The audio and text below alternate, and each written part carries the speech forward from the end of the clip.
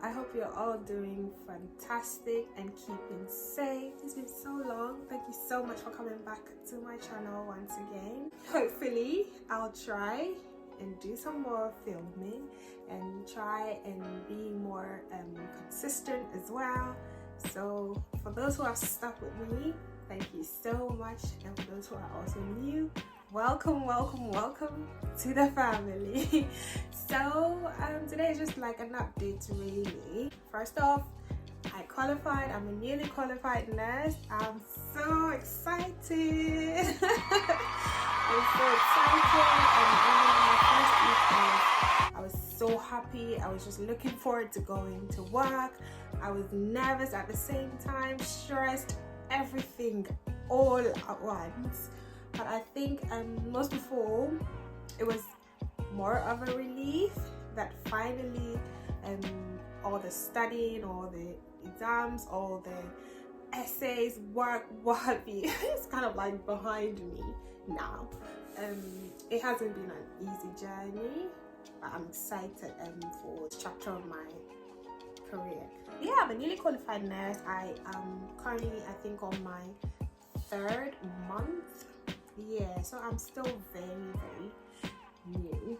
I'm slowly getting used to, you know, being a registered nurse, because it's like a pinch me moment. Sometimes I even forget that I'm actually a nurse when I go to work, and then I find myself trying to look for like my mentor to clarify something, and then I'm like, no, hang on, you're a nurse now. That's not to say that you cannot ask for advice or whatever. No, you still can. But yeah, now I'm responsible for my actions and inactions. So yeah, I find myself having to think about one thing like 3, 4, 5 times before I actually do them, because your pain is at stake and all of that. But yeah, just to talk you through, I had wanted to do this like in the very first weeks of when I started, but like I said, it was a lot of things going on. I just didn't have the time or even the energy to film anything. So yeah, in the first week we had to go through induction, and then we're also introduced to the preceptorship course as well. So the preceptorship is really, so it's like that bridge from just transitioning from a student and to becoming a nurse. And usually we would have like trainings, courses, some e-learning, and any advice that we need during our time. Those first few months, it's usually for about 12 months. In my trust and most trusts, I have heard that in certain trusts it's about 6 months. In my current trust and a few of the trusts that I know, it's 12 months and so on. I think it's really important to have that in place for a newly qualified nurse, because it can be quite scary when you're on your own and you're dealing with patients, and yeah, it can be quite stressful as well. So putting that in place really helps a lot. I'm not a ward nurse. I am a PACU nurse, a post-anesthetic care unit nurse, or some people may refer to it as recovery. So we recover patients post-operatively until they're fit enough to go onto the ward, or if they're big cases, go home. There are certain cases where they may have to have extended recovery, so they stay with us till probably the end of the day, sometimes even till the next day or 2. So basically, I am a recovery or a post-anesthetic care unit nurse. Usually people wonder, you're just newly qualified, why would you just go straight into like a specialized area like that? Because it feels like you're going to lose a lot of skills, because usually on the wards you deal with so many things at once. So maybe a particular patient might have so many like comorbidities, so managing those comorbidities on top of whatever acute illness they have come in with, it kind of sharpens your skill as a nurse. That does not mean that if you're not a ward nurse then you will not have any skills. Obviously every specialty have their own skill, but it feels like when you're on the ward you deal with a range of illnesses, so makes you multi-skilled. However, with me, and well, I can only speak for myself anyway, I remember when I first did a spoke placement. It's like an inside placement within a core placement. So I did a spoke placement once in Paku, and I just loved it. Number one, because you get to manage just one patient, sometimes two at a time, and it's quite a fast turnover as well. But I like the idea that I can actually focus on that particular patient at once, undivided attention, and give them the quality of care that I feel that I would like to give to that patient. Whereas on the ward, you usually have about 6 to 8 patients at once. We've got so much going on as well, so you are like running, taking care of all of those patients, and sometimes you cannot give them as much as you really want to. Not to say that ward nurses don't give the best care to their patients, no, that's not it at all. But I just love the fact that I can just be with one patient or 2 patients at a time and then give them my undivided attention. Then I can move on to the next patient that I'm gonna get. And it's also a very fast turnover as well. So whereas on the wards, you probably have these set of patients who are usually on the wards for like anything from even 3 days to up to weeks and even months, some patients. So you kind of get into a routine with the wards, whereas in recovery, every patient is different. They might have come in and had whatever procedure, and then they come out post-operatively, and then something else sets in, and then you have to deal with that as well, and on top of the surgical management, all of those things at once.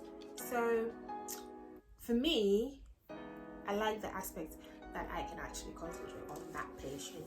Anyway, another thing or another reason that is like so selfish of me is that for me, I find it really difficult meeting people for the first time and actually speaking to people.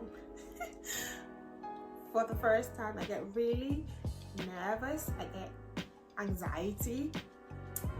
So here again, with post-operative patients, when they come in most of the time, they're still quite anesthetized, so they are still very drowsy, very sleepy. So you don't have to really be talking too much to them, because most of the time the things that you even talk to them about, they forget anyway because of the anesthetic in their system.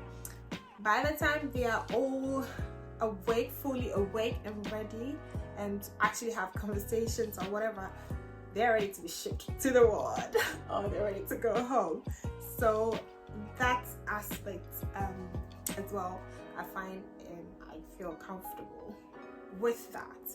But some people prefer, you know, all the banter and everything. Yeah, good for them. At the same time, I still get my bedside nursing done, which I absolutely love. So yeah, that as well is another aspect that make me choose to be in recovery. Also, the team is amazing. They are some of the most amazing group of people I have ever worked with. I remember when I did my placement there as well, they allowed myself and another student at the time, we were allowed to be hands-on with everything from when patient comes in to discharging patients, all of that. Whereas sometimes on the wards, because you're working with your mentor, you're more of like you're observing rather than being hands-on, and it can be quite challenging because nursing is such a practical profession. So if you're just observing from behind, you don't really get to learn much. To me, I like to be hands-on when I'm doing something because that way it allows me to learn. I'm just gonna compare when I was a student and then now that I'm a qualified nurse. Like I mentioned earlier, when you're doing something, like you're actually thinking about it like 3, 4, 5 times before you actually do what you have to do. So let's say even if it's a medication administration, you know, you've got to check details and all of that, any allergies, some observations as well. I will be like overthinking. Have I checked this right? I will double, triple, quadruple check before I do anything. Whereas when I was a student, when I check something, I know, okay, my mentor is there watching me, so you know, yeah, it's okay, she'll check as well, or he'll check as well, so I'm okay. But this time it's just me, so you get to be more like responsible, especially because you know you're protecting your pin as well, and at the same time you do not want to bring your patient to any harm. So I quite like that aspect of being responsible for my patient and just being in charge, really. Also being a very like specialized area, sometimes it can be a bit scary when you're going to do certain things. You kind of like try to hold back, or you get some of the other senior nurses to come and have a look at whatever it is you're doing, you know, before you carry on. Currently, I would say in the very first weeks, in the first month, I wasn't the most confident, and I kept questioning everything and asking myself, do I think I can do this, you know? But now, yeah, I still feel not 100% confident, but I'm obviously way past that level of underestimating myself. And another thing with PACU is most of the medications are all IVs, so if I was on the ward, I'll probably not be giving IVs yet. I can do oral medication and then probably IMs, IM injections, pretty much. IVs I would have to do like IV training, both online or e-learnings, and then on top of that do the practical aspect. But here, because medications given predominantly are IVs, I am giving IVs under supervision. I say in quotes because it is what is done here. I'm able to do it.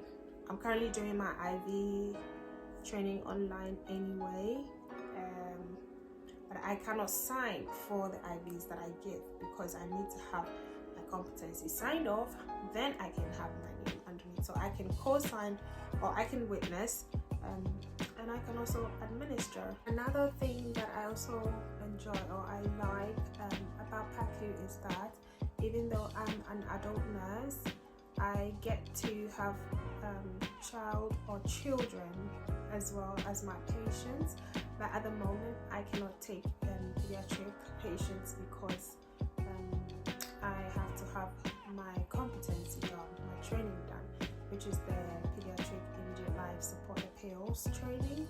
Fortunately for me, I just did it earlier today, so that competency is done.